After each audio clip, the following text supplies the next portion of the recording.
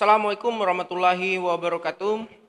Selamat datang di channel Suheri 18, channel yang memberikan edukasi, motivasi, dan sharing untuk kita semua. Apa kabar semuanya? Semoga kita dalam keadaan sehat dan dalam lindungan Allah Subhanahu wa taala. Sudah siap untuk belajar hari ini?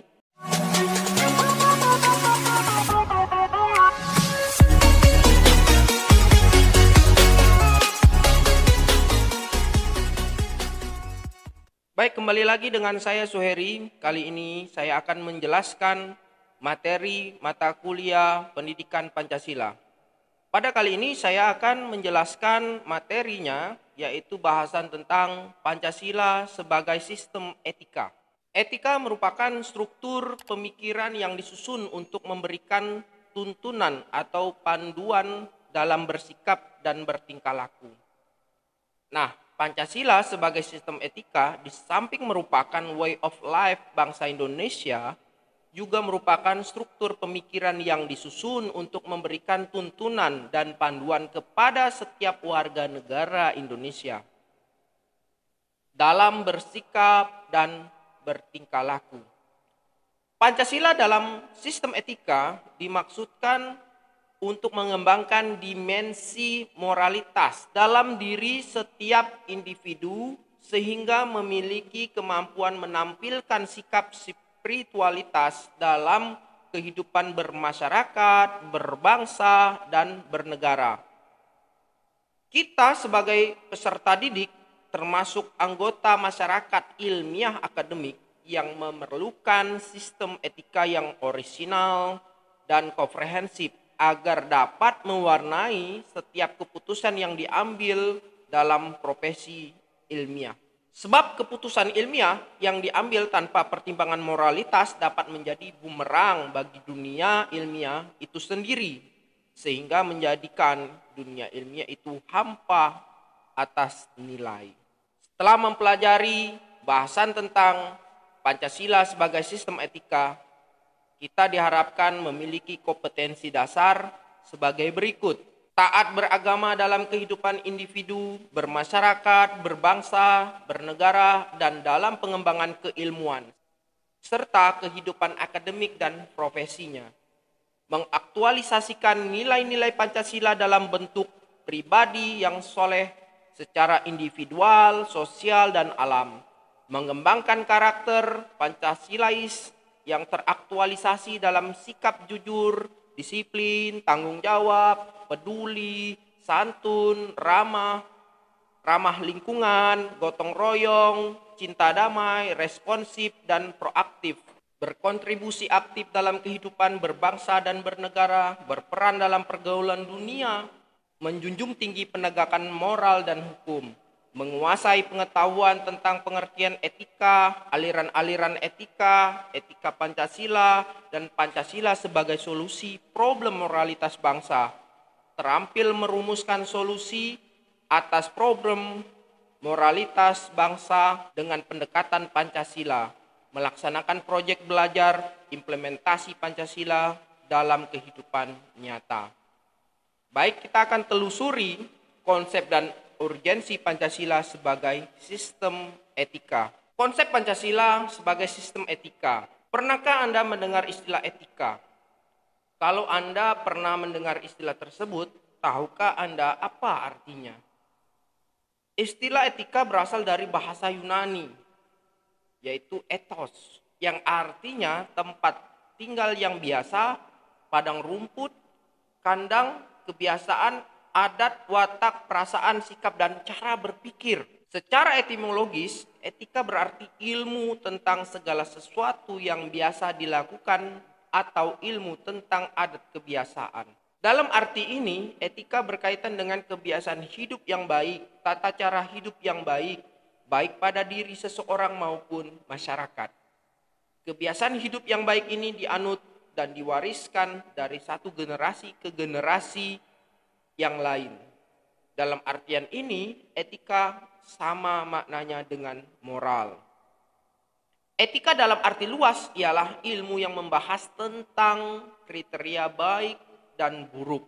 Etika pada umumnya dimengerti sebagai pemikiran filosofis mengenai segala sesuatu yang dianggap baik atau buruk dalam perilaku manusia. Keseluruhan perilaku manusia dengan norma dan prinsip yang mengaturnya itu kerap kali disebut moralitas atau etika. Etika selalu terkait dengan masalah nilai, sehingga perbincangan tentang etika pada umumnya membicarakan tentang masalah nilai baik atau buruk. Apakah yang Anda ketahui tentang nilai tersebut? Frondizi menerangkan bahwa nilai merupakan kualitas yang tidak real, karena nilai itu tidak ada untuk dirinya sendiri. Nilai membutuhkan pengemban untuk berada. Misalnya, nilai kejujuran melekat pada sikap dan kepribadian seseorang. Istilah nilai mengandung penggunaan yang kompleks dan bervariasi. Lasse menjelaskan bahwa paling tidak ada 6 pengertian nilai dalam penggunaan secara umum, yaitu sebagai berikut. Yang pertama, sesuatu yang fundamental yang dicari orang sepanjang hidupnya. Yang kedua, suatu kualitas atau tindakan yang berharga, kebaikan, makna, atau pemenuhan karakter untuk kehidupan seseorang. Ketiga, suatu kualitas atau tindakan sebagian membentuk identitas seseorang, sebagian pengevaluasian diri, penginterpretasian diri, dan pembentukan diri. 4, suatu kriteria fundamental bagi seseorang untuk memilih sesuatu yang baik di antara berbagai kemungkinan tindakan.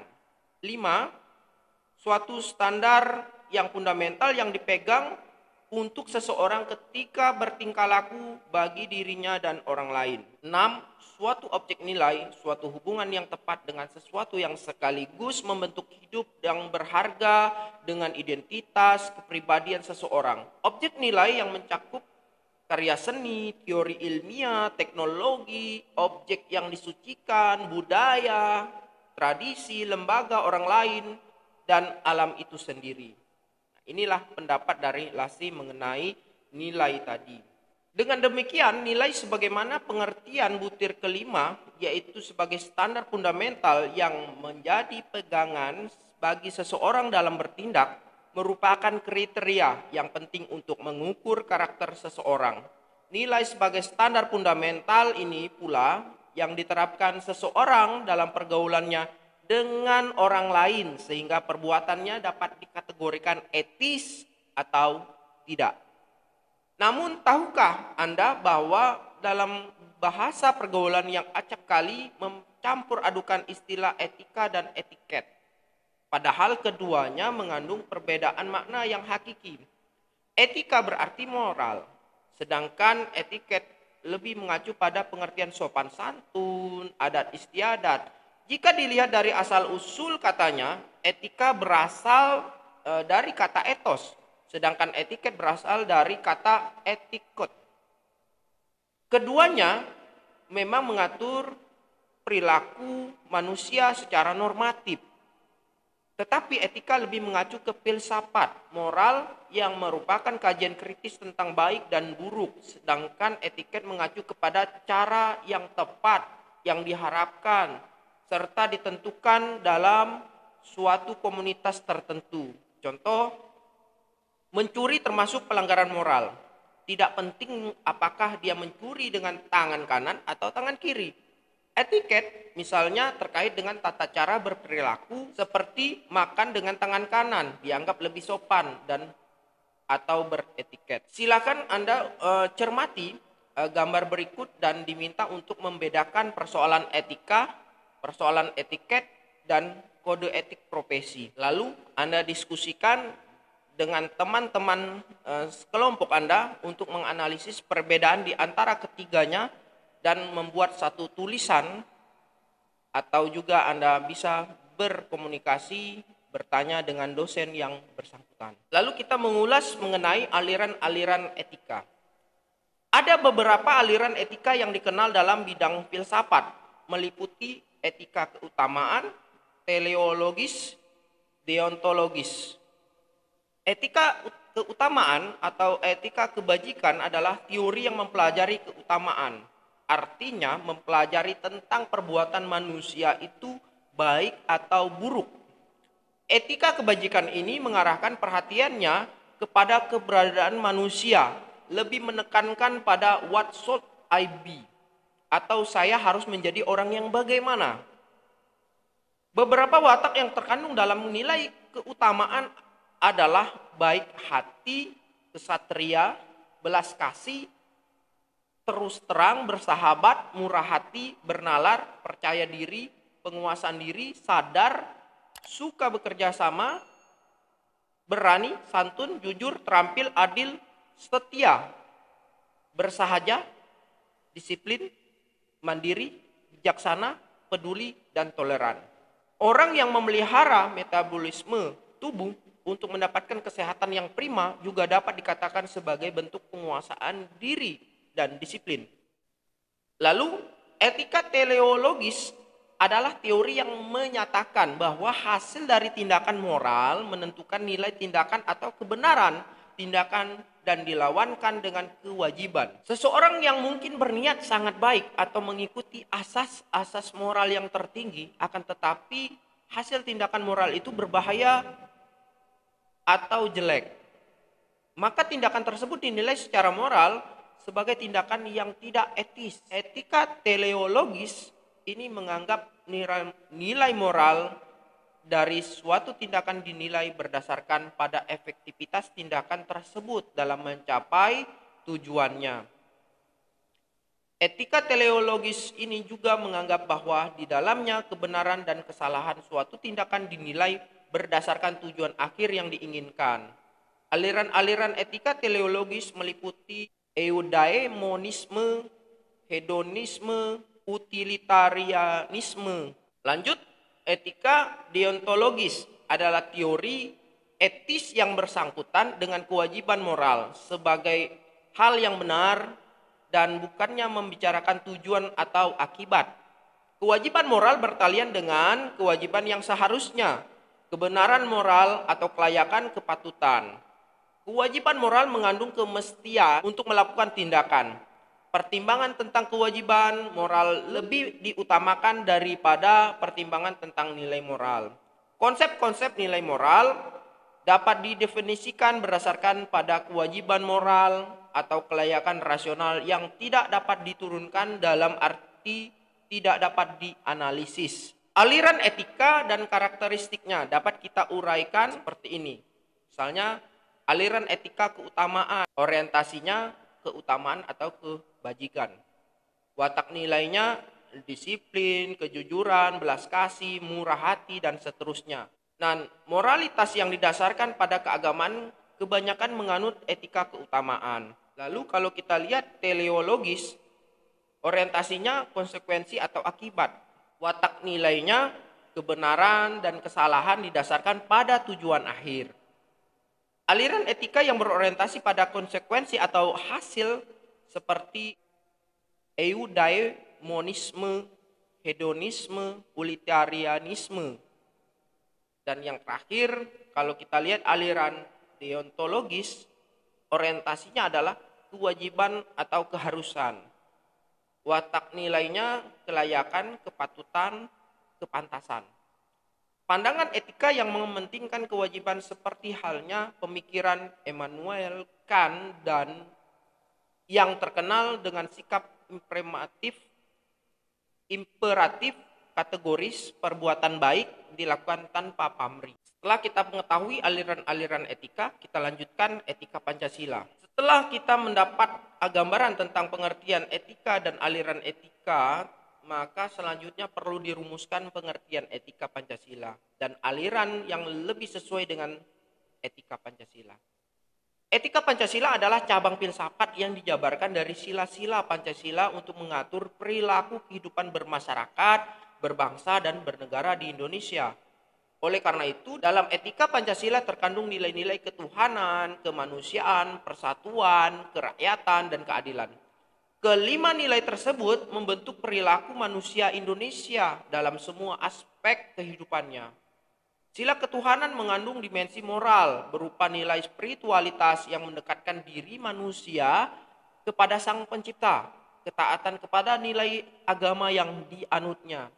Sila kemanusiaan mengandung dimensi humanis, artinya menjadikan manusia lebih manusiawi, yaitu upaya meningkatkan kualitas kemanusiaan dalam pergaulan antar manusia.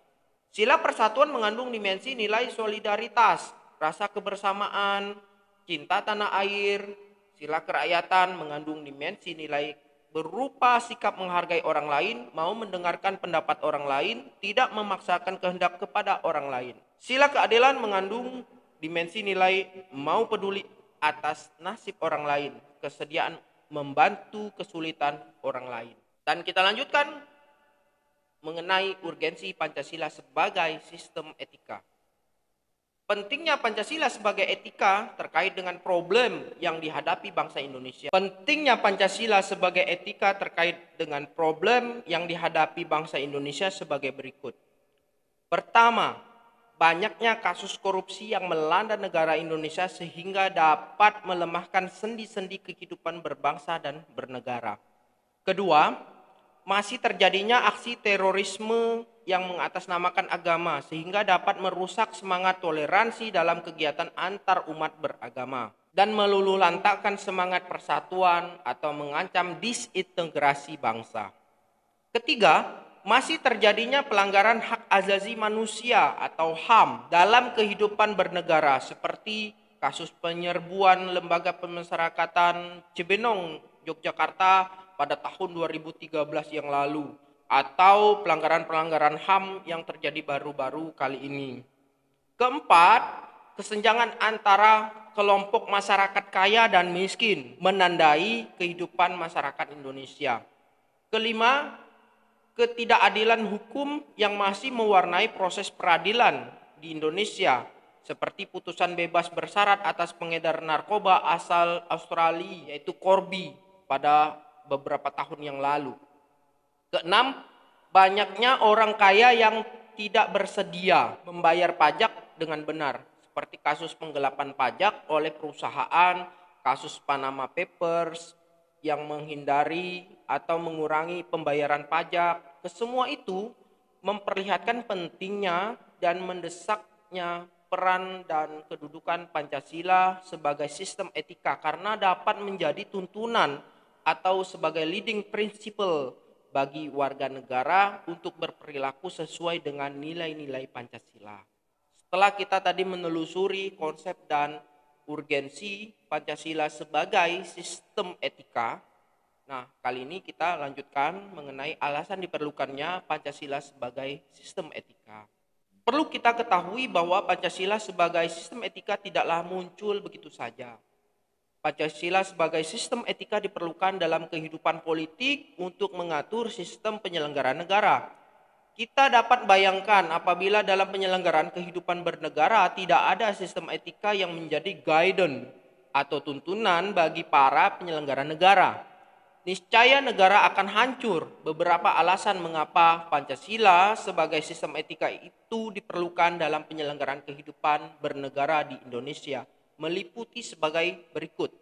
Pertama, dekadensi moral yang melanda kehidupan masyarakat, terutama generasi muda sehingga membahayakan kelangsungan hidup bernegara. Kedua, korupsi akan merajalela karena para penyelenggara negara tidak memiliki rambu-rambu normatif dalam menjalankan tugasnya. Para penyelenggara negara tidak dapat membedakan batasan yang boleh dan tidak, pantas dan tidak, baik atau buruk. Pancasila sebagai sistem etika terkait dengan pemahaman antara kriteria baik dan buruk. Ketiga, kurangnya rasa perlu berkontribusi dalam pembangunan melalui pembayaran pajak. Hal tersebut terlihat dari kepatuhan pajak yang masih rendah, padahal peranan pajak dari tahun ke tahun semakin meningkat dalam membiayai APBN. Pancasila sebagai sistem etika akan dapat mengarahkan wajib pajak untuk secara sadar memenuhi kewajiban perpajakannya dengan baik. Dengan kesadaran pajak yang tinggi, maka program pembangunan yang tertuang dalam APBN akan dapat dijalankan dengan sumber penerimaan dari sektor perpajakan. Keempat, pelanggaran hak asasi manusia dalam kehidupan bernegara di Indonesia ditandai dengan melemahnya penghargaan seseorang terhadap hak pihak lain. Kasus-kasus pelanggaran HAM yang dilaporkan di berbagai media seperti penganiayaan terhadap pembantu rumah tangga, penelantaran anak-anak yatim oleh pihak-pihak yang seharusnya melindungi, kekerasan dalam rumah tangga, dan lain-lain. Kelima, kerusakan lingkungan yang terdampak terhadap berbagai aspek kehidupan manusia, seperti kesehatan, kelancaran penerbangan, nasib generasi yang akan datang, global warming, perubahan cuaca, dan lain sebagainya. Kasus-kasus tersebut menunjukkan bahwa kesadaran terhadap nilai-nilai Pancasila sebagai sistem etika belum mendapat tempat yang tepat di hati masyarakat. Berikutnya, kita coba menggali sumber historis, sosiologis, politis tentang Pancasila sebagai sistem etika. Yang pertama, sumber historis. Pada zaman Orde Lama, Pancasila sebagai sistem etika masih berbentuk sebagai filosofische Grundslag atau Weltanschauung. Artinya nilai-nilai Pancasila belum ditegaskan ke dalam sistem etika, tetapi nilai-nilai moral telah terdapat pandangan hidup masyarakat. Masyarakat dalam masa Orde Lama telah mengenal nilai-nilai kemandirian bangsa yang oleh Presiden Soekarno disebut dengan istilah berdikari, berdiri di atas kaki sendiri. Pada zaman Orde Baru, Pancasila sebagai sistem etika disosialisasikan melalui penataran P4 dan diinstitusionalkan dalam wadah BP7. Ada banyak butir Pancasila yang dijabarkan dari kelima sila Pancasila sebagai hasil temuan dari para peneliti BP7. Untuk memudahkan pemahaman tentang butir-butir sila Pancasila dapat dilihat pada tabel berikut. Secara mudah kita bisa melihatnya bahwa sila Pancasila yang pertama yaitu ketuhanan yang Maha Esa, cara pengamalannya ada 4 cara, yaitu pertama, manusia Indonesia percaya dan takwa kepada Tuhan Yang Maha Esa sesuai dengan agama dan kepercayaan masing-masing menurut dasar kemanusiaan yang adil dan beradab. Yang kedua, hormat menghormati dan bekerja sama antar para pemeluk agama dan para penganut kepercayaan yang berbeda-beda sehingga terbina kerukunan hidup. Yang ketiga, saling menghormati kebebasan menjalankan ibadah sesuai dengan agama dan kepercayaannya. Keempat, tidak memaksakan suatu agama dan kepercayaan kepada orang lain. Sila kedua, yaitu kemanusiaan yang adil dan beradab. Kita bisa melihat cara pengamalannya ada 8.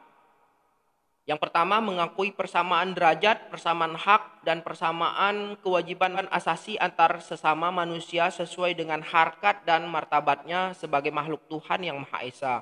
Yang kedua, saling mencintai sesama manusia. Ketiga, mengembangkan sikap tenggang rasa. Keempat, tidak semena-mena terhadap orang lain. Kelima, menjunjung tinggi nilai kemanusiaan. Keenam, gemar melakukan kegiatan kemanusiaan. Ketujuh, berani membela kebenaran dan keadilan. Kedelapan, bangsa Indonesia merasa dirinya sebagai bagian dari seluruh umat manusia. Oleh karena itu, dikembangkan sikap hormat menghormati dan bekerja sama dengan bangsa lain. Sila ketiga yaitu persatuan Indonesia. Ada 5 cara pengamalannya, yaitu pertama, menempatkan persatuan, kesatuan, kepentingan, keselamatan bangsa dan bernegara di atas kepentingan pribadi atau golongan. Kedua, rela berkorban untuk kepentingan bangsa dan negara. Ketiga, cinta tanah air dan bangsa. Keempat, bangga sebagai bangsa Indonesia dan bertanah air Indonesia. Kelima, memajukan pergaulan demi persatuan dan kesatuan bangsa yang berbineka tunggal ika. Sila keempat, kerakyatan yang dipimpin oleh hikmat kebijaksanaan dalam permusyawaratan perwakilan. Ada 7 cara dalam pengamalannya. Yang pertama, sebagai warga negara dan warga masyarakat mempunyai kedudukan, hak dan kewajiban yang sama dengan mengutamakan kepentingan negara dan masyarakat. Kedua, tidak memaksakan kehendak kepada orang lain. Ketiga, mengutamakan musyawarah dalam mengambil keputusan untuk kepentingan bersama.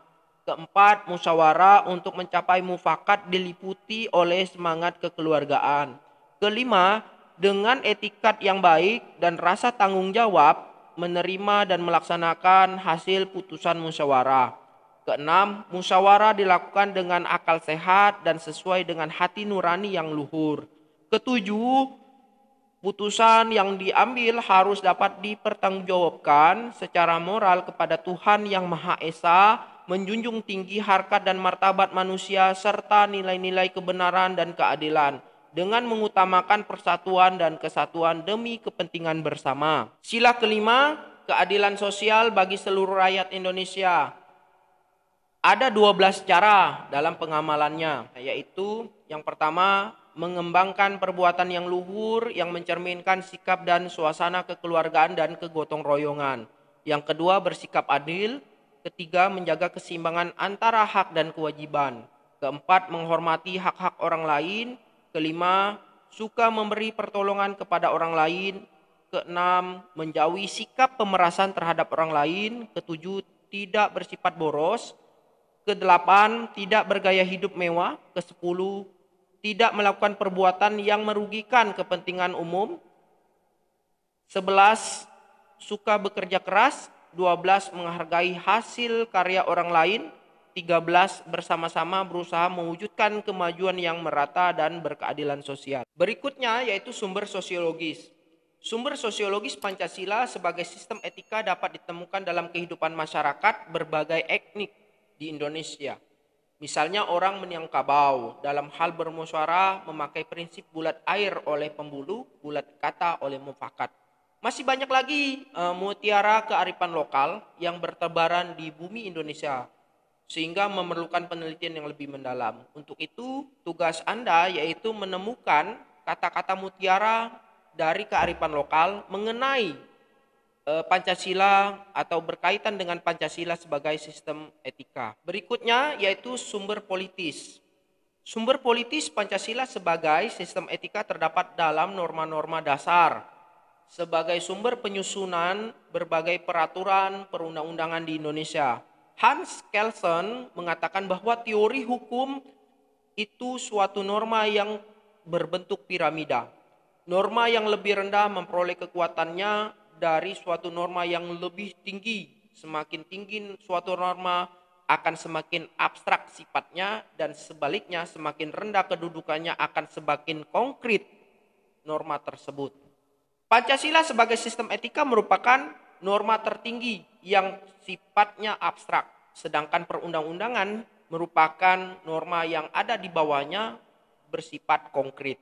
Etika politik mengatur masalah perilaku politikus, berhubungan juga dengan para institusi sosial, hukum, komunitas, struktur-struktur sosial, politik, ekonomi.